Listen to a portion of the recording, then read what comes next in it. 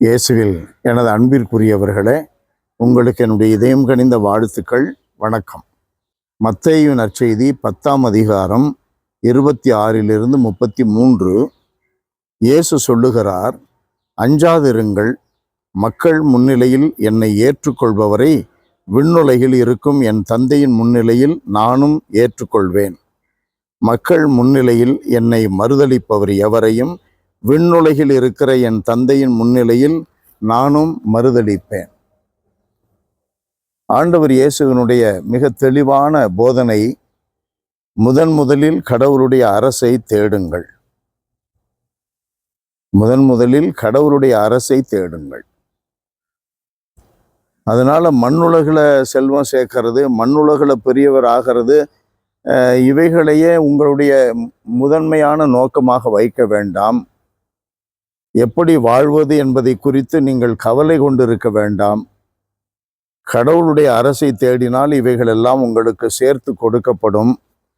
அது மட்டுமல்ல, நீங்கள் மக்கள் முன்னிலையில் என்னை ஏற்றுக்கொள்பவர்களாக இருங்கள். மக்கள் மத்தியிலே நீங்கள் எனக்கு சாட்சிகளாக இருங்கள்.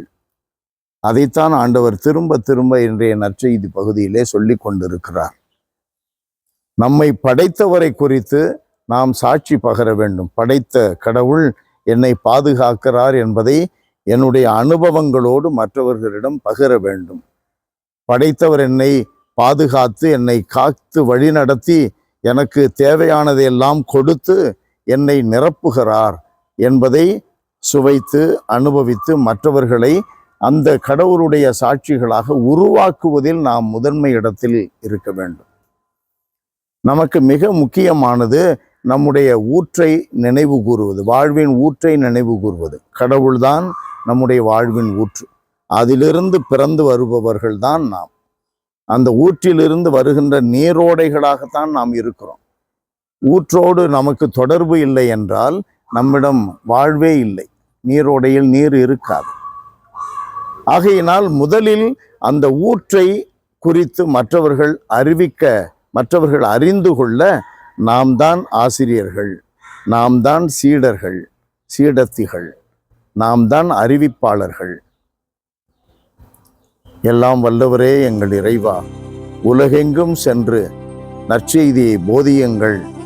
நான் உங்களுக்கு கட்டளையிட்டதையெல்லாம் மற்றவர்களுக்கு தெரிவியுங்கள் என்று சொன்ன இயேசுவனுடைய வார்த்தைகளை மனதிலே கொண்டு ஜெபிக்கிறோம். ஆண்டவரே, நாங்கள் வாழுகின்ற பகுதிகளில், பழகுகின்ற மன்றங்களில் எப்பொழுதும் உம்மை அறிவிப்பதையே நாங்கள் முதன்மை நோக்கமாக கொண்டு வாழ எங்களுக்கு அருள்தாரும்.